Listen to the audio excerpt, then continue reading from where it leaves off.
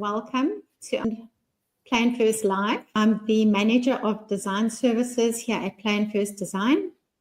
And my guest today is Nick Lico. Plan First specializes in architectural, interior, landscape design services, as well as interior decorating, quantity surveying, and engineering. The first part is going to be the key principles of our topic for the day, and I will be presenting that. After that, Nick will be talking about real life experiences that he's had and give you some insight into the real issues or challenges that one does find on site. We'll go into answering your questions and any comments that you guys may have. Today's topic is the psychology of space and how good design shapes how we feel. And good design really is, it varies from person to person. But if we look at society as a whole, then I think we can generalize and agree that there are certain psychological triggers that would have effects on everybody. Have you ever walked into a room and you've either felt stressed or you have felt relaxed? This is the same room. It's just designed and decorated in two different ways. So you can see what a big difference the design makes to the way you feel about a room. I'll give you another example. This is a bathroom. It's dark, it's cramped, and it's kind of cluttered. And this is the same bathroom, just designed nicely with enough storage space that it doesn't feel dark, dingy, and cramped. I don't like the term bad design. Instead of saying bad design, I would say questionable design. Same room, just designed in a different way, different color scheme, different lighting. And it's easy to do that with thoughtful design. So the key elements that we're going to look at today is going to be lighting, color, spatial layout, materials and textures, furniture and scale, and soft. This is pretty poor lighting. It's quite dark and gloomy, whereas you take, again, exactly the same room with good lighting. And immediately you've got all that natural light coming in. Color definitely does affect one's emotions. If you look at reds, oranges, yellows, it gives you quite an energetic feel. It's very energizing. Whereas cooler tones are more calming, relaxing, and serene. You can use accent colors in any room. You can use it through pillows, cushions, rugs, artwork. So you can easily change the mood of a room without having to repaint or change the furniture. Compartmentalized layouts in a house do give you privacy. It does block conversation. Same room, and we'll make an open plan, and it just encourages connection and social interaction between people. Bringing natural materials into the inside grounds you. So if you use any natural material like stone, wood, it immediately grounds you and makes you feel relaxed. Soft textures that you can bring in through cushions, throws, and rugs. Looking at furniture specifically, be very careful not to put oversized furniture into a space, not to pack too much furniture into a space. In the same room, just a little bit more thoughtfully designed. Moving along to our softscapes. This is the lounge with the blues that gives you that calming effect. Have a look at the difference it makes when you bring softscape in the form of a pot plant and just connecting to the outdoors. It makes a massive difference when you bring that the outside in. Also through courtyards, they allow a lot of natural light to come in, lots of airflow, and you have that connection with nature. Nick, over to you. I wanted to start with this slide.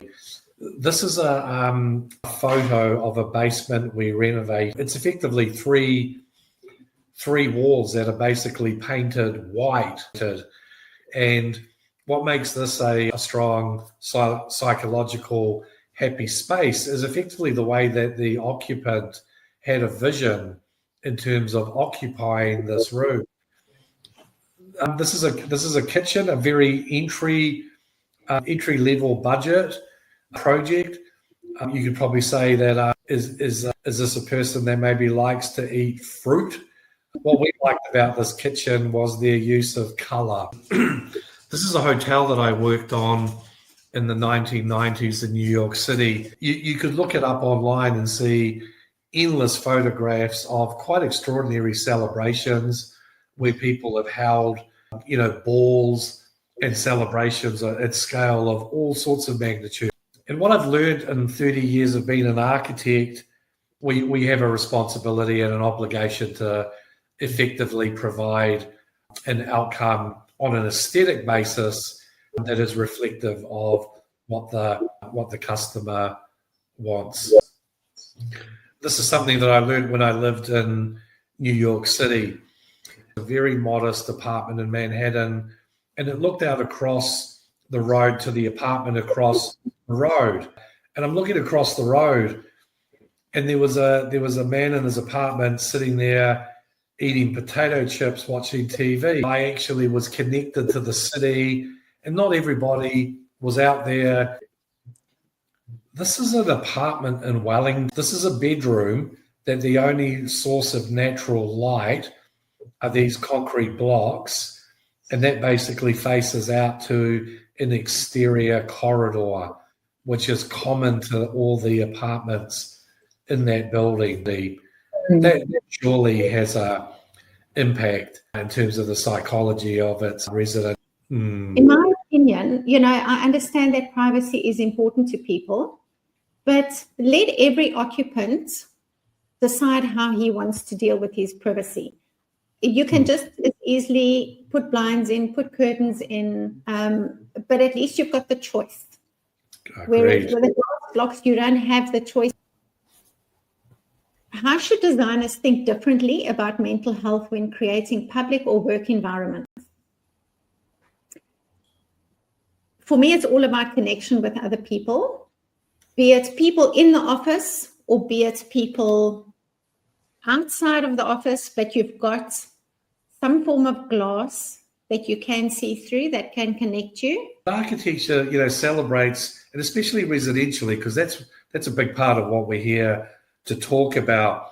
It's really awesome to deliver architecture on that principle. I think if you're going to be designing anything, be it a huge luxurious house or a small tiny home, the amount of thought that goes into the design should be similar. I think you should put 100% design effort into each project. I think it's a strong part of this forum is that architecture and its wider associates should be accessible. Why does bringing natural elements like plants, views, or textures have such a strong emotional impact? I would say because it grounds you immediately. How does the relationship between our indoor and outdoor spaces affect the way we feel? And what design choices help create that sense of flow and well-being? It's actually not the relationship between the house and the courtyard. It's actually the relationship between the house and the public domains. Do you get a lot of inquiries where people want to convert their traditional compartmentalized spaces into open plan? Plenty. Nick, anything else you would like to add before we wrap up? No, thanks for inviting me along. It was a good chat. The topic for next week, we're going to be discussing smart floor plans and how to avoid wasted space. And for those of you whose questions we didn't get to, feel free to reach out. You can contact us via our website or on our 0800 number, our Facebook page, or our Instagram.